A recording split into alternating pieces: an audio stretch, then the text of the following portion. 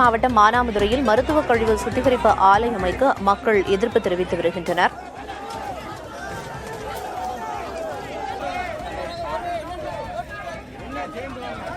விவரங்களை வழங்குவதற்காக செய்தியாளர் இளையராஜா இணைப்பில் இருக்கிறார். இளையராஜா, மக்கள் தங்களோட எதிர்ப்புகளை எவ்வாறு தெரிவித்து வருகிறார்கள்? என்ன விவரம்?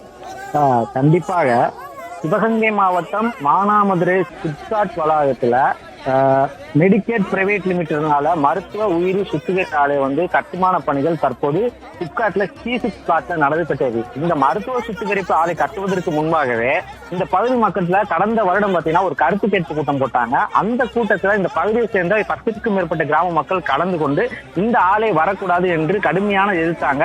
ஆனா அந்த கருத்து கேட்பு கூட்டத்தை மீறி இந்த ஆலை தற்போது கட்டப்பட்டு வருகிறது. இந்நிலையில இந்த ஆலையை மூட சொல்லி பல்வேறு போராட்டங்களாக கடந்த 6 மாத காலமா நடைபெற்ற வந்தியில தற்போது இன்னைக்கு மானாமதுரை சிப்காட் வளாகத்தில் அந்த ஆலையை முற்றுகை போராட்டம் மற்றும் மானாமதுரை நகர் பகுதியில் உள்ள அனைத்து கடைகளுமே அடைப்பு போராட்டம் அறிவிக்கப்பட்டிருந்தாங்க. அதனால காலையில பாத்தீங்கன்னா மானாமதுரை நகர் பகுதியில் இருக்கும் 95% கடைகள் அடைக்கப்பட்டது. முற்றுகை போராட்டம் ஒரு சற்று நேரத்துக்கு முன் தொடங்கியது.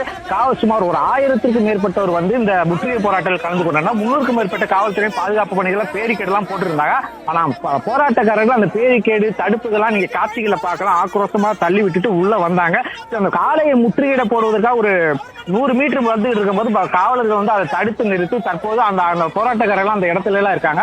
அவங்களோட முழுமையான கோரிக்கை என்னன்னா இந்த ஆலையுடைய அனுமதியை ரத்து செய்ய வேணும். இதே போன்ற ஆலை தான் விருதுநகர் முக்குளத்துல இந்த ஆலை உருவாக்கி அந்த ஆலையில விஷவாயுக்கெல்லாம் கலந்து நிறைய விஷவாயு கசிஞ்சு நிறைய பேர் உயிரிழந்திருக்காங்க என்ற குற்றச்சாட்டுகள் முன்வைத்து இந்த ஆலை இங்கே வந்தால் அதே போல ஒரு 100க்கும் மேற்பட்ட உயிரிழப்பு ஏற்படும் என்ற கருத்துக்களை முன்வைத்து போராட்டங்கள் தொடர்ந்து போராட்டத்தில் ஈடுபட்டு வருகின்றனர். போராட்டங்கள் தற்போது அங்கே அமர்ந்து தர்ணாவில் ஈடுபட்டு வருகின்றனர். இந்த ஆலையை மூடுவதற்கு மாவட்ட ஆட்சியர் மற்றும் மாவட்ட கண்காணிப்பாளர் எழுத்துப்பூர்வமாக தங்களது அறிக்கையை தரவில்லை என்றால் நாங்கள் போராட்டத்தை விட்டு கலந்து செல்ல மாட்டோம், தொடர்ந்து போராட்டத்தில் ஈடுபடும் என்று போராட்டக்காரர்கள் தொடர்ந்து தங்கள் போராட்டத்தில் ஈடுபட்டு வருகிறார்கள். பிரியா, பொதுமக்களின் போராட்டம் குறித்த முழு தகவல்களை வழங்கியதற்கு நன்றி இளையராஜா.